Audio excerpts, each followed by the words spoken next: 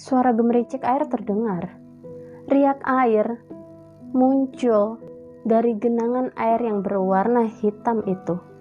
Sebuah kepala dengan sanggul di kepala muncul dari dalam sendang. Namun, tak ada bola mata di wajah itu.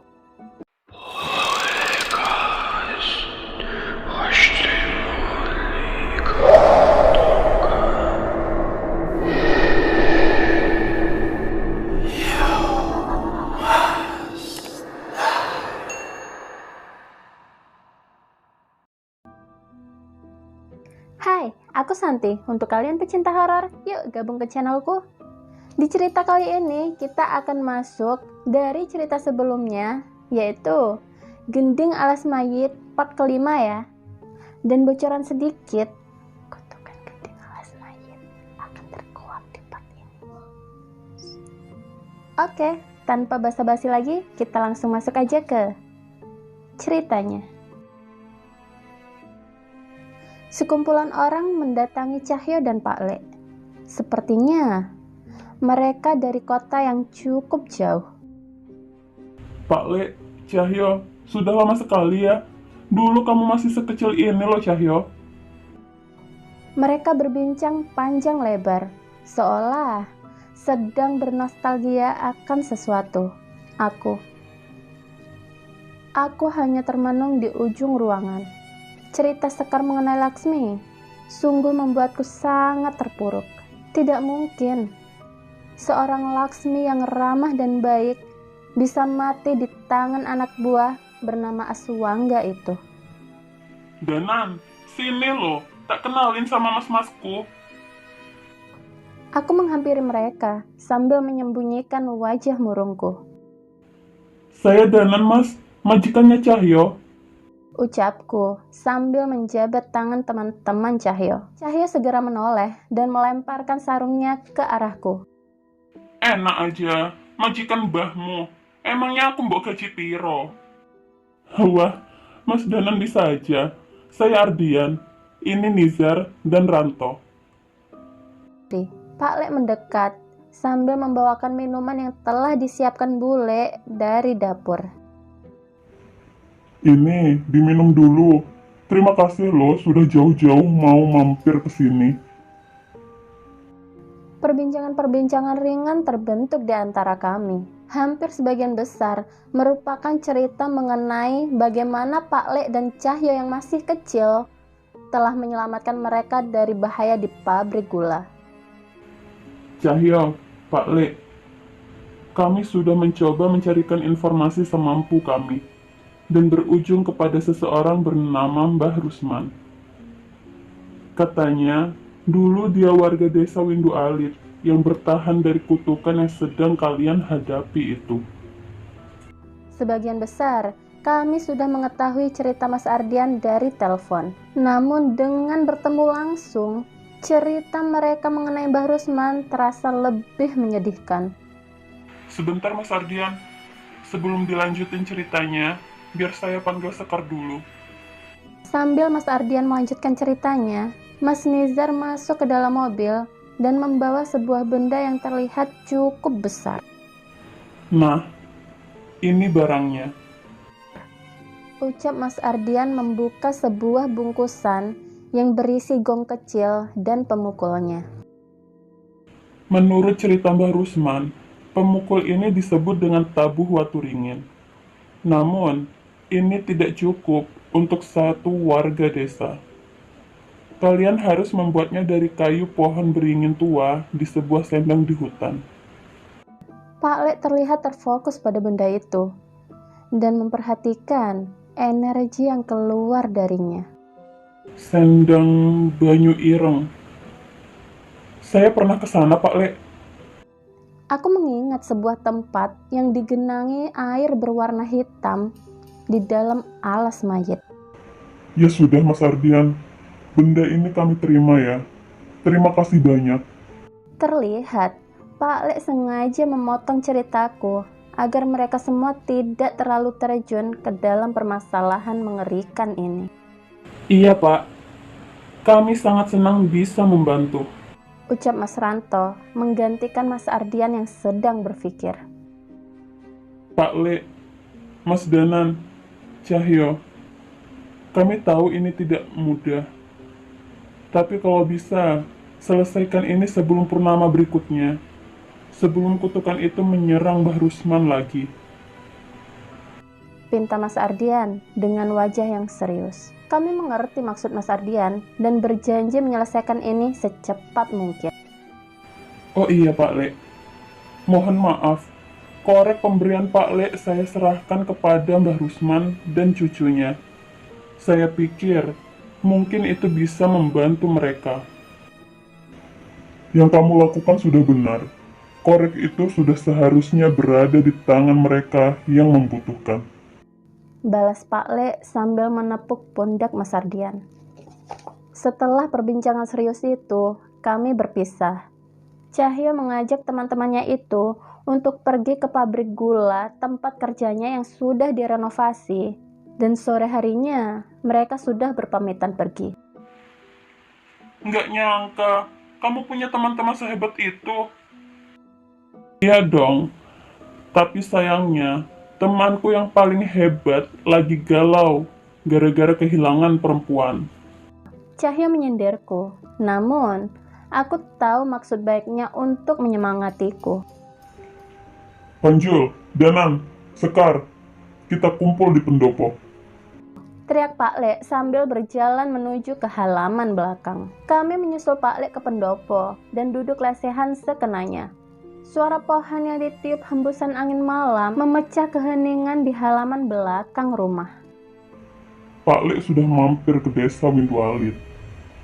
Pak Le berbicara dengan wajah serius. Kami saling menatap. Sudah jelas, Pak Le tidak pernah meninggalkan desa ini. Tapi, kenapa Pak Le bisa berkata seperti itu? Pak Le ke sana dalam raga sukma. Warga di sana masih selamat, namun banyak yang terbaring tak berdaya seolah kehilangan rohnya. Di sana seseorang, mungkin itu adalah ayahnya Sekar. Ia terlihat sibuk menjaga tubuh korban-korban itu siang dan malam. Cerita Pak Le sambil menoleh ke arah Sekar. Sekar terlihat menghela nafas. Seolah lega mendengar kabar mengenai ayahnya. Danan, walaupun kemarin Eyang Widarpa terlihat acuh, ternyata saat ini ia sedang berkeliling alas mayit mencari sesuatu. Temui dia sebelum kamu masuk ke dalam hutan itu. Baik, Pak Le. Aku mengerti maksud Pak Le. Eyang Widarpa memang sama sekali tidak bisa ditebak. Oh iya, dan satu lagi. Ini peninggalan Nyai Suratmi. Tolong berikan pada Eyang nanti. Pak Le menyerahkan kalung kuningan seperti yang dipakai oleh prajurit-prajurit zaman dulu. Aku segera mengambil dan menyimpannya. Sebenarnya, aku penasaran. Apa reaksi Eyang Widarpa saat menerima ini?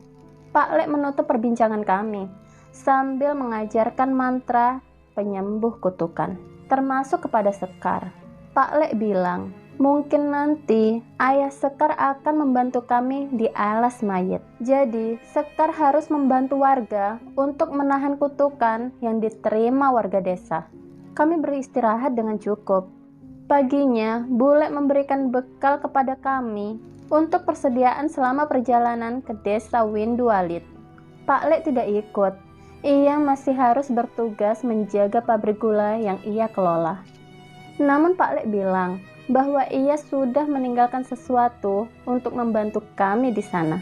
Kami berganti kendaraan beberapa kali, sampai akhirnya kami turun di sebuah persimpangan yang terdapat jalan setapak menuju hutan-hutan.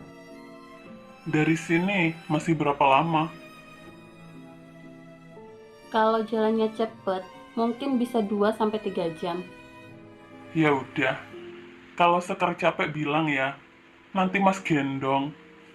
Goda Cahyo dengan wajah genit yang kususul dengan pukulan di kepalanya. Ingat, kita mau nolong orang, jangan sampai ilmumu nggak bisa dipakai gara-gara kualat. Iya mudeng kok. Maksudnya biar nggak terlalu tegang aja. Aku tahu benar, Cahyo memang tidak mungkin berbuat yang aneh-aneh. Dari tadi ia memang terus memperhatikan Sekar yang terlihat cemas selama perjalanan. Kami melalui hutan-hutan yang rindang. Sesekali, kami beristirahat di pinggir sungai, sekedar menarik nafas dan mencuci muka. Sampai akhirnya, kami sampai di desa Sekar, tepat sebelum. Aku sedikit bernostalgia dengan desa ini. Sudah ada kemajuan. Saat aku tersesat di desa ini, listrik belum menerangi desa ini. Selain itu, tidak banyak yang berbeda. Selain sebuah rumah yang terlihat cukup besar di tengah-tengah desa. Mungkin saja itu rumah juragan kaya yang bernama Aswangga. Beberapa orang terlihat berkumpul di balai desa. Sekar segera berlari menuju ke sana. Bapak, Sekar pulang. Sekar? Ucap ayah Sekar yang segera memeluknya. Sepertinya ia juga sadar akan keberadaanku. Aku dan Cahyo segera menyusul untuk menemui ayahnya itu. Mas Danan? Kamu benar Mas Danan kan? Iya Pak Sardi. Ini saya. Dan ini teman saya Cahyo. Sekar menceritakan tentang bagaimana dia diselamatkan oleh Cahyo dan dipertemukan denganku, termasuk mengenai Mbah Rusman. Wah, ada tamu dari jauh nih. Seorang pria parubaya menghampiri kami. Pak Kades. Lama sekali tidak ketemu. Pak Kades dan Pak Sardi menceritakan panjang lebar mengenai apa yang terjadi di tempat ini. Dan bagaimana bisa banyak warga yang terbaring tak berdaya di tempat ini. Mas Danan, Mas Cahyo, ayo mampir ke rumah dulu. Nanti tidur di rumah saya saja. Ada kamar kosong di sana. Waduh, nggak usah repot-repot, Pak.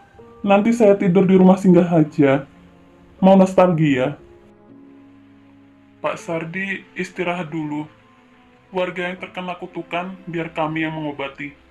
Ternyata dari tadi Cahyo memperhatikan kondisi Pak Sardi yang sudah terlihat sangat kelelahan. Rasa capek kami selama perjalanan tidak ada apa-apanya dibanding dengan apa yang Pak Sardi rasakan.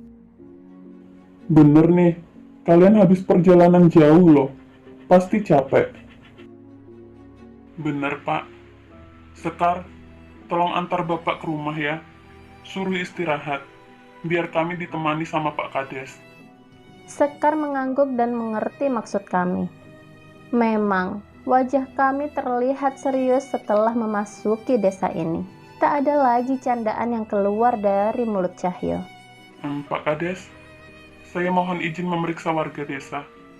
Ucap Cahyo sambil mempersiapkan peralatan dari ranselnya. Monggo, Mas. Tapi jangan memaksakan diri ya. Ucap Pak Kades, dan disusul dengan makanan ringan dan teh hangat yang diantarkan oleh warga desa. Kami memeriksa warga yang terbaring di sini. Jelas terlihat, roh mereka tidak berada pada tubuhnya.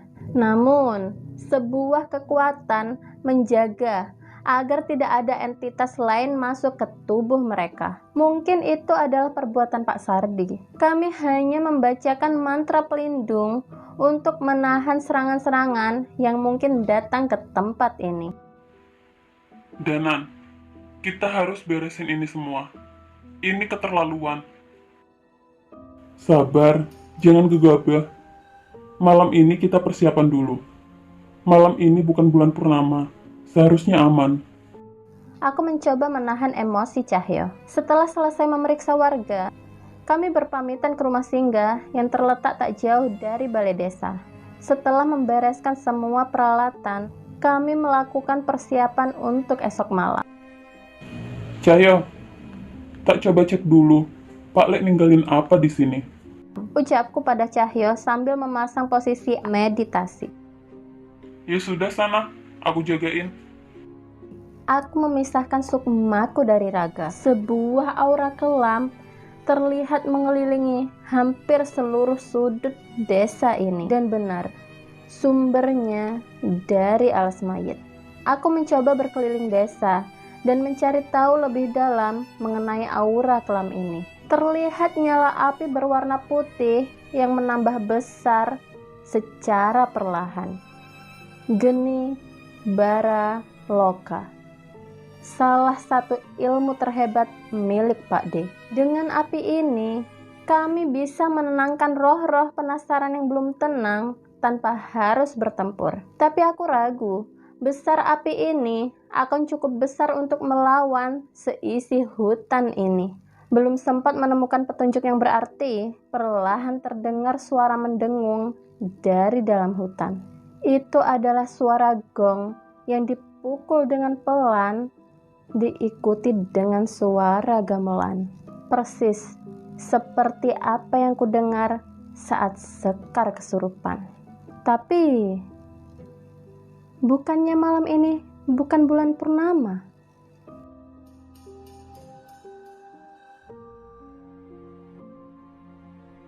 Layaknya iring-iringan kerajaan, dari dalam hutan muncul kereta kencana bersama dengan sinden yang melakukan tarian-tarian gemulai.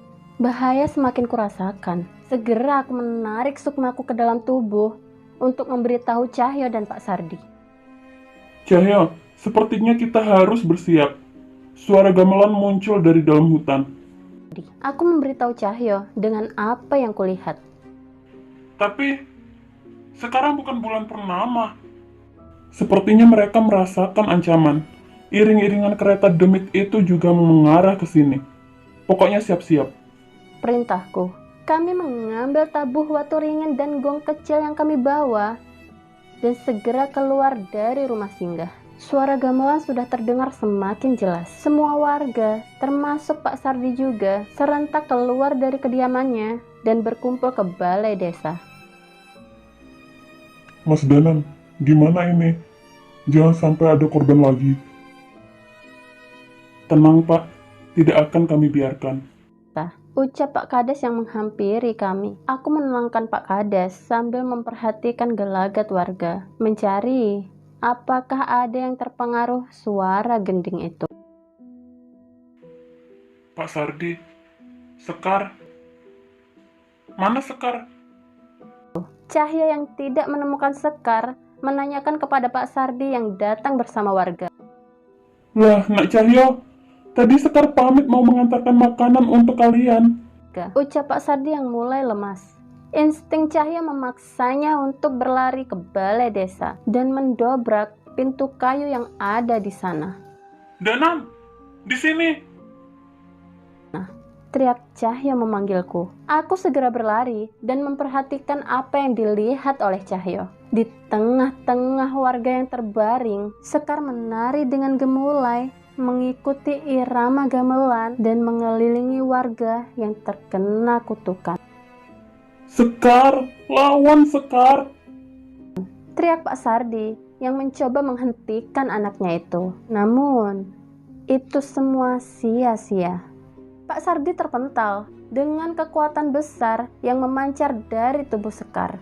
Sekar menoleh dengan senyum yang mengerikan. Satu persatu kalian akan mati. Tidak ada tempat bagi kalian untuk lari. Cahyo berlari mendekat dan memukul gong dengan tabuh watu ringin pemberian Mbah Rusman. Suara mendengung panjang terdengar ke seluruh penjuru ruangan. Tarian Sekar sempat terhenti. Ia terjatuh dan memuntahkan cairan berwarna hitam. Sekar mencoba menari lagi dan dihentikan dengan suara gong yang dipukul oleh Cahyo. Sekar yang kesurupan terlihat semakin kesakitan. Namun, samar-samar terlihat bayangan seorang wanita hampir terpisah dari tubuh Sekar. Laksmi, roh Laksmi yang merasuki Sekar. Pak Sardi mengambil posisi dan membacakan doa-doa untuk menghentikan pergerakan demit yang ada di tubuh Sekar. Aku teringat geni baraloka yang ditinggalkan oleh Pak Le. Sebuah mantra pemanggil kubacakan untuk menarik sebagian dari api itu dan melemparkan kepada Sekar. Sekar yang merasa kepanasan mulai terjatuh dan kehilangan kesadaran. Di hadapanku ada sesosok wanita berpakaian kebaya memandangku dengan wajah yang pucat. Aku mengenalinya. Itu Laksmi. Suara gamelan terdengar semakin keras. Demit berwujud Laksmi itu pun mendekat hingga menembus tubuhku. Aku kehilangan kesadaranku. Namun, sebuah penglihatan muncul di kepalaku. Terlihat seorang laki-laki berbicara dengan Laksmi. Lihat, ini foto orang tuamu. Aku pastikan mereka akan dihukum mati setelah ini. Jangan Aswangga, tolong. Wes cukup kamu mengurung mereka bertahun-tahun. Kesalahan mereka ra iso dimaafke, kecuali kowe arep nuruti semua perintahku. Aswangga mencoba mengintimidasi Laksmi. Apa? Apa yang kamu mau? Tak lakuin semua. Asal kamu berjanji membebaskan mereka. Ucap Laksmi sambil menutup wajahnya untuk menahan air mata yang jatuh ke pipinya. Aku membangun sebuah rumah di sisi belakang hutan. Temui aku di sana setiap malam bulan purnama. Perintah Aswangga sambil melemparkan foto kedua orang tua Laksmi dan meninggalkannya. Sebuah rumah kecil terlihat di sisi belakang hutan. Sebuah lampu minyak sudah menyala terang di dalam. Seorang wanita berjalan dengan ragu menuju rumah itu. Ia sempat terhenti di depan pintu. Namun, rasa sayangnya kepada kedua orang tuanya memaksanya untuk tetap masuk. Aku sudah di sini. Apa yang kamu mau? Aswangga tidak menjawab. Ia hanya berjalan ke arah pintu dan menguncinya. Harusnya kamu sudah tahu apa yang aku mau. Ucap Aswangga sambil menyentuh pipi Laksmi. Laksmi mundur. Namun, Aswangga menahan kedua tangannya. Aku tak sanggup melihatnya. Bibir mungil Laksmi dilumat dengan paksa oleh Aswangga. Tangan biadab itu meraba ke seluruh tubuh Laksmi dengan penuh nafsu. Laksmi mencoba melawan, namun tamparan keras menghantam ke pipinya. Jangan coba melawan, kecuali kamu mau orang tuamu pulang tanpa nyawa. Ancam Aswangga. Laksmi ketakutan dan tak berani melawan. Ia hanya pasrah saat kesuciannya direnggut dan tubuhnya dinikmati oleh Aswangga. Terlihat air mata Laksmi tak henti-hentinya menetes membasahi tempat itu. Setiap bulan purnama, Laksmi harus melayani nafsu bejat Aswangga. Sampai akhirnya, ia merasakan hal yang aneh pada tubuhnya. Laksmi mengandung anak dari Aswangga. Beberapa kali Laksmi memberitahu Aswangga secara diam-diam. Namun, Aswangga menentangnya, tidak percaya. Sampai akhirnya, ia mengatakan di depan warga desa. Ini anakmu, Mas. Anakmu. Ucap Laksmi kepada Aswangga yang dibalas dengan pukulan yang menyebabkan Laksmi terjatuh. Melihat kejadian itu, warga berkerumun dan anak buah Aswangga segera menyusul menghampiri Aswangga. Perempuan brengsek! Aswangga memukuli Laksmi tak hanya sekali. Setiap ia akan berbicara, Aswangga akan menghentikannya dengan menghajarnya. Tidak ada satupun warga yang berani percaya dengan kata-kata Laksmi, termasuk istri Aswangga. Wes, pateni wae. Jangan, Pak. Bicarakan baik-baik dulu. Sekali lagi, pukulan keras menghantam Laksmi, dan wanita itu hanya diam berlutut sambil melindungi janin yang ada di perutnya. Sudah, Pak. Sudah. Jangan sampai ada yang mati. Kalau terpaksa, Usir saja dia dari desa ini. Ucap kepala desa yang merasa takut akan pengaruh Aswangga dan anak buahnya yang terlihat bengis. Baik, bawa dia. Usir dia dari desa ini. Perintah Aswangga kepada anak buahnya. 3 orang bertubuh besar menarik dengan kasar tubuh Laksmi, menyeretnya, dan membawanya keluar dari desa. Di tengah perjalanan, salah seorang anak buah Aswangga tergoda dengan tubuh Laksmi. Terlihat dari bajunya yang terkoyak. Kau nengalas gue piye? Ucap salah satu anak buah Aswangga sambil memberikan isyarat kepada teman-temannya. Wah, pinter kowe. Ucap temannya sambil tersenyum. Laksmi dipaksa berjalan menyusuri hutan di perbatasan desa itu. Sampai di kedalaman hutan, anak buah Aswangga melucuti baju Laksmi hingga tak sehelai pun benang ada di tubuhnya. Laksmi menangis sejadi-jadinya melindungi tubuhnya. Satu persatu anak buah Aswangga memperkosa Laksmi dengan kejam. Pukulan demi pukulan menghantam tubuh Laksmi hanya untuk memuaskan nafsu anak buah Aswangga yang bejat itu. Emang dasar perempuan goblok. Orang tuamu itu udah mati. Ucap salah satu anak buah Aswangga. Di tengah tangisannya, Laksmi mencoba melawan. Gak mungkin. Aswangga sudah berjanji tidak akan membunuh mereka. Bukan Aswangga yang membunuh mereka. Warga desa kesayanganmu itu yang membuat kedua orang tuamu mati. Ibumu itu selingkuh dengan kepala desa. Dan ayahmu menghamili bocah di bawah umur saat di kota. Ayahmu dihukum rajam oleh warga dan kepala desa yang akhirnya melarikan diri ke hutan ini, yang akhirnya gantung diri. Ibumu tak berani menahan malu. Dia menenggelamkan diri di sungai. Aku tidak percaya dengan semua cerita ini. Warga desa Windualit yang terlihat ramah begitu kejam terhadap Laksmi dan kedua orang tuanya. Aku emosi. Jika ini benar, aku harus membuat perhitungan kepada Aswangga, Pak Kades, dan warga desa. Brengsek kalian. Bajingan kalian warga desa Windualit.